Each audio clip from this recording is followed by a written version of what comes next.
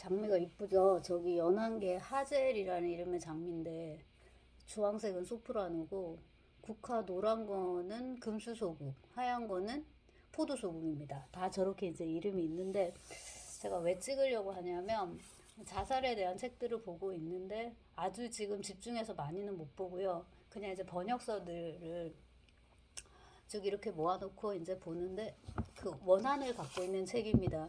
에밀 디르켐의 이제 자살론이라는 책인데 제가 이거를 한 4, 5년 전 대학 시절에 신림동 자취방에서 읽었는데요. 읽었다 할 수 없을 정도로 너무 어렵고 뭔가 그래프 도표, 수식 이런 게 잔뜩 나왔던 것 같고 자살에 대해서 되게 재미지는 이야기를 기대했던 것 같은데 그런 것이 하나도 없었던 걸로 기억이 돼서 원한이 있습니다. 반면에 이제 재미있게 읽혔던 거는 뭐 까미의 시지프 신화라든가 그 다음에 책은 까먹었는데 아무튼 그것도 새로 이제 구입을 했는데 실비아 플라스의 자살에 대해서 이야기를 풀어가는 그런 식의 이야기들. 그러니까 이제 그 에세이에 가까운 거는 그때 읽혔던 것 같고 디르겜의 자살은 이제 그러지 않았기 때문에 안 읽혔는데 이번에 다시 읽으니까 읽혀서 그 25년의 세월이라는 게 그냥 가지 않았구나라는 거는 조금 되게 저 자신에게 좀 위로가 되고요.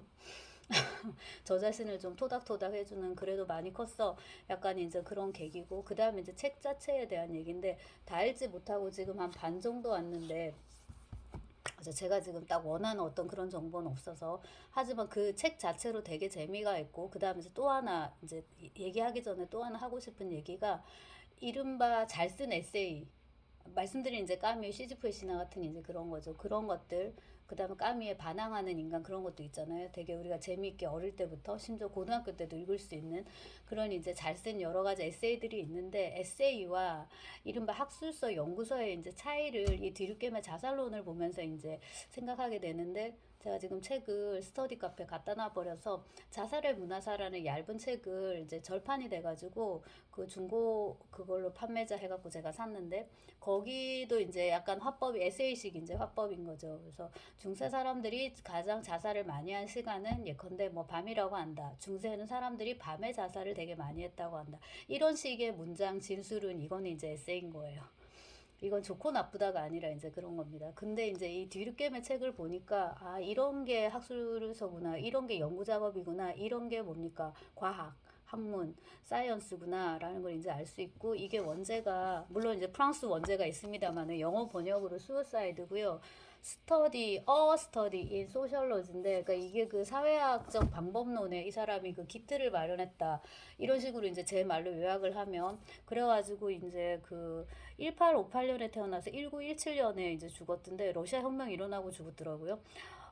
파리 대학 뭐 교수했고 오기스트 콩트 카를 마르크스 막스 베버와 더불어서 세계적인 사회학자를 이렇게 얘기를 하는데 사회학이라는 학문 자체도 비교적 신생학문이고 다른 거 뭐 의학이나 신학이나 천학이나 이런 거에 비하면 상대적으로 신생학문일 건데 어떻게 보면 학문 같지 않은 이런 어떤 영역을 우리 삶에 또 우리 배움에 이런 영역을 뭐지 학문이라고 할 수 있는 과학이라고 할 수 있는 근거는 뭐냐라고 묻는다면 그게 데이터가 있어야 되고요. 객관적인 데이터가 그 데이터를 이제 분석을 하는 엄밀한 방법론이 있어야 되는데 이번에 제가 뒤늦게의 자살론을 읽고서 그 생각을 했고 어릴 때 저를 되게 괴롭혔던 그래서 이제 이 책을 사실상 이제 못 읽게 독해를 못하도록 만들었던 그 도표와 뭐야 여러 가지 그런 것들 뭐 지도 이런 것들 그래프 이런 것들이 사실은 이제 학문의 토대라는 거를 이제는 알겠네요. 그래서 그것도 흥미롭고 그다음에 아이 공부하는 걸 보면은 과학은 괜찮은데 사회가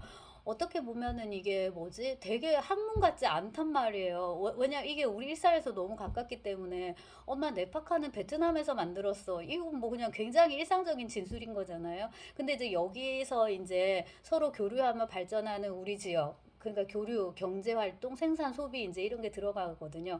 그래서 우리 생활과 너무 가깝기 때문에 어떻게 보면 학문으로 여겨지지 않는 거, 사회, 이제 일반 사회, 정치, 경제, 그 다음에 지리, 또 뭐 있습니까? 뭐 역사, 지리는 또 한국 지리, 세계 지리, 또 역사도 한국사, 뭐 세계사, 또 각 지역사가 있단 말이에요. 그래서 이제 학문은 점점 이제 분화되게 되는데 사회학이라는 큰 범주 그 안에서 이제 자살이라는 어떤 연구 대상 그렇게 이제 생각을 할 수도 있을 거고요. 지금 저처럼 자살이란 현상, 뭐 생각 그거에 대한 어떤 학적인 연구 이렇게 해서 이제 접근할 수 있을 건데 자살에 대해서 다양한 식으로 얘기를 한단 말이에요. 예컨대 이제 도스옙스키 같은 소설가는 그 누구보다도 더 자살에 대해서 깊이 탐구한 사람 중에 하나일 거예요. 왜냐하면 소설 속에 자살자가 많으니까.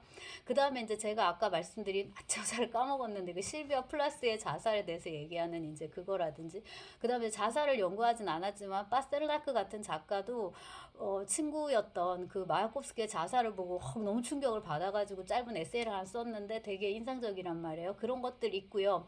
근데 이제 뒤늦게는 이걸 이제 학적으로 더 세부적으로 쓰자면 이제 사회학적으로 이렇게 이제 접근을 해가지고 괄목할 만한 연구 성과를 남기고 이 뒤늦게이 이 책을 쓴 것이 1897년이더라고요. 그러니까 뒤늦게의 나이가 39세일 때고 연보를 보니까는 우리식으로 환갑을 못 채우고 죽었던데 그냥도 참 젊은 나이에 썼고 이제는 막 엄청 마음이 막 급해지는데 마음이 급하기 때문에 또 더 이제 나는 여기까지밖에 못하겠구나라는 그런 한계를 또 깨닫기도 하는데요. 네, 이런 이제 그 역설을 훌륭한 참 저서를 남기고 죽고 나서 더 많이 읽히는 이것도 역시나 책 중에 이제 하나인 것 같습니다. 그래서 이제 그 학술서답게 일단은 이 목차가 엄청 엄정해요. 꼭 한번 여러분 사서 보시라고 이 주제에 관심 있는 사람은. 그리고 제가 지난 시간에 짧게 얘기했던 그 천정환인가요? 자살론도 뒤늦게임을 언급을 하더라고요. 안 할 수가 없는 거 이제 이 주제를 다룬다면. 그리고 이제 내가 쓰려는 어떤 논문에서 콕 집어서 뭐를 인용을 하고 이러지는 않더라도 전반적으로 자살에 관한 이제 우리가 선행 연구를 찾으면은 뒤늦게임은 항상 이제 첫 자리에 놓을 수밖에 없겠구나라는 이제 생각을 하고요. 이렇게 그 자살에 대해서 이렇게 쭉 분석을 하는데 맨 처음에 이제 비사회적 요인, 사회적 요인, 그다음 사회 현상으로서의 자살 이렇게 가는데 비사회적인 요인으로 제일 먼저 얘기하는 것이 정신질환입니다. 그럴 것 같잖아요. 근데 되게 웃긴 게 정신질환이 있다고 해서 반드시 자살한다. 그러니까 정신질환과 자살 사이에 명백하고 어떤 규칙적인 관계가 있다고 볼 수 없다라는 거예요. 그러면서 중간중간에 유대인 얘기가 나오는데 정신질환은 분명히 다른 종교보다 유대교들 사이에서 가장 많이 발생한다. 근데 자살률은 되게 낮다라는 거예요. 그러니까 정신질환이 신경성 질환, 어떤 이런 정신질환의 발생률이 반드시 자살률을 높이는 건 아니다. 근데 이거를 그냥 말로 하면 안 돼요. 도표가 있습니다. 그 다음에 이제 이거를 그 집단을 나눠야 된단 말이에요. 이런 식으로 제1집단, 제2집단. 그러니까 이거를 설정하는 것 자체가 되게 어려운데 사회과학이나 심리학 이런 건 정말 힘들 것 같아요. 예컨대 자연과학이면 아주 단순하게 얘기를 하면 그 콩알이 싹을 피우는데 물이 필요한가 필요하지 않는가, 물이 어떤 기능을 하는가를 알기 위해서는 콩알 두 개를 갖다 놓고 하나는 물을 주고 1구는 물을 주고 2구는 물을 안 주면 된단 말이야. 그런데 요것만 차이를 둬야지 다른 조건은 다 같아야 되거든요. 똑같은 자리에다 놔야 되고 그 다음에 똑같이 강낭콩 콩을 갖다 놔야지. 하나는 강낭콩 갖다 놓고 하나 옥수수 갖다 놓고 이렇게 하면 안 된단 말이에요. 근데 같은 강낭콩을 갖다 놔도 이 강낭콩의 개별적 차이가 있을 수 있는 거잖아요. 한 놈은 조금 더 멀쩡한 강낭콩이고 한 놈은 병든 강낭콩 이었을 수도 있는 거고. 그래서 이른바 이 무균질 상태, 진공 상태에서 이런 실험을 우리가 가능하게 할 수 있는가, 이게 이제 방법론적으로 굉장히 어려운 문제라는 생각이 들고, 그 한 학생이 수업 시간에 언급을 해서 저의 과제에 이제 언급을 해서 줌 수업에서 얘기를 하는데 마시멜로 이야기라고 오래전에 이제 화제가 됐던 그 책이 있고 그게 그 안에 이제 어떤 실험이 묘사가 되잖아요. 마시멜로를 던져주고 애들한테 이제 유혹을 하는 거죠. 너가 이제 몇 분 동안 얘를 참을 수 있으면 몇 분 뒤에 더 큰 거, 더 맛있는 뭐를 줄게라고 이제 약속을 하는데 그때 그거를 잘 참은 애들이 나중에서 사회에서 성공하고 뭐하고 하더라. 더 유망한 직업을 갖고. 그때 이제 참지 못하고 눈앞에 있는 마시멜로를 집어먹은 애들은 그렇지가 못하더라. 성취도가 낮더라라는 실험이었거든요.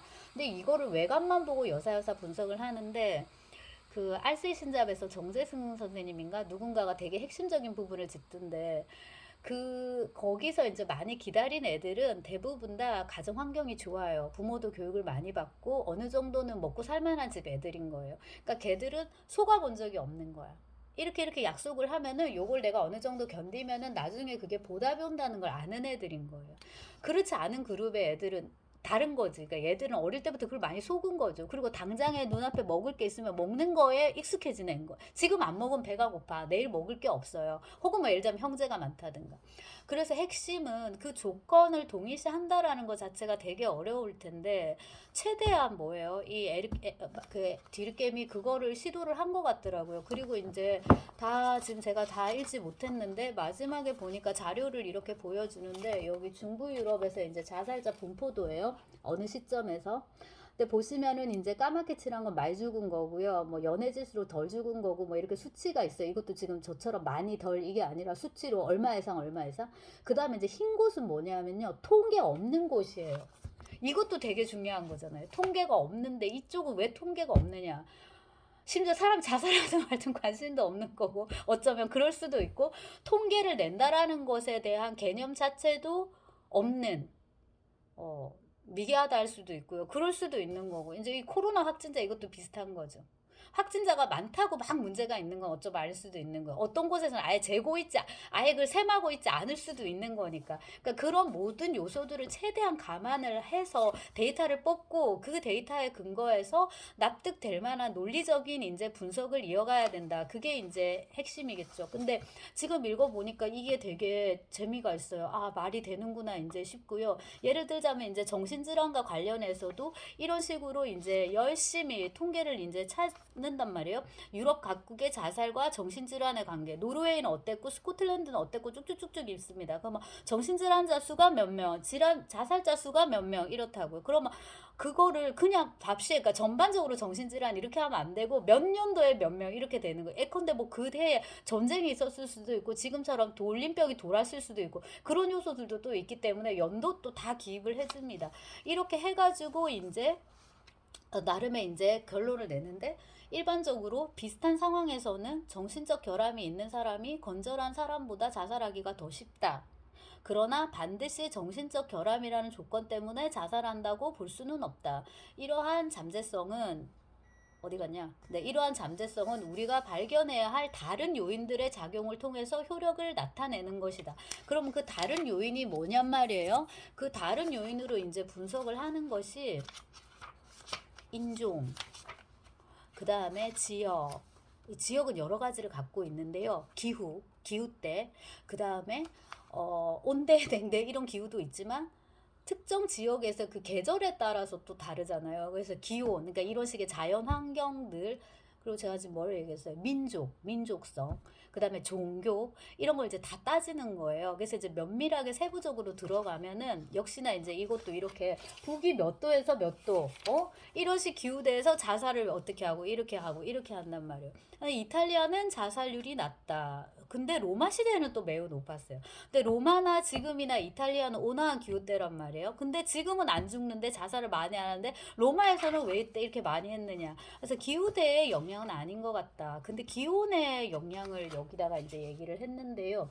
기온의 영향이라는 거는 계절이란 말이에요. 그래서 여기 지역별로도 이탈리아 안에서도 또 지역별로도 얘기를 많이 하고요. 그 다음에 이제 그 기온인데 저는 이게 되게 인상적이었는데요. 자살률이 가장 높은 계절은 겨울도 아니고 가을도 아닌 자연이 가장 아름답고 기온이 가장 온화한 멋진 계절이다라는 거예요.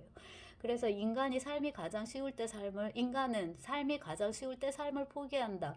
그래서 그 유성호 선생님인가요? 제가 성함이 그 평론가 선생님하고 또 비슷해가지고 헷갈리는데 나는 매주 한 번씩 시체를 보러 간다. 그 서울대 의대 법의학 스쿨 이제 교수님이 쓴 책인데 봄에 제일 많이 죽는다 하더라고요. 그걸 많이 오고 많이 보게 되고 가족들이 자살이 아니라 그냥 뭐 실족사나 사고사이기를 더 원한다고. 네. 그것도 이해가 되고 기온 변화와 자살의 관계는 더 정확히 분석할 수가 있다. 12월부터 2월까지를 겨울, 3월부터 5월까지를 봄, 6월부터 8월까지를 여름이라고 하고 나머지를 가을, 겨울 이렇게 우리가 하면 거의 모든 나라에서 여름에 가장 많이 일어난다는 거예요. 그 선생님은 한 4, 5월을 얘기를 했던 것 같아요. 그러니까 4, 5, 6, 7, 8 요쯤에 많이 하나 봐요. 러시아도 그때가 참 좋은 시즌이라고 제가 생각하는데요.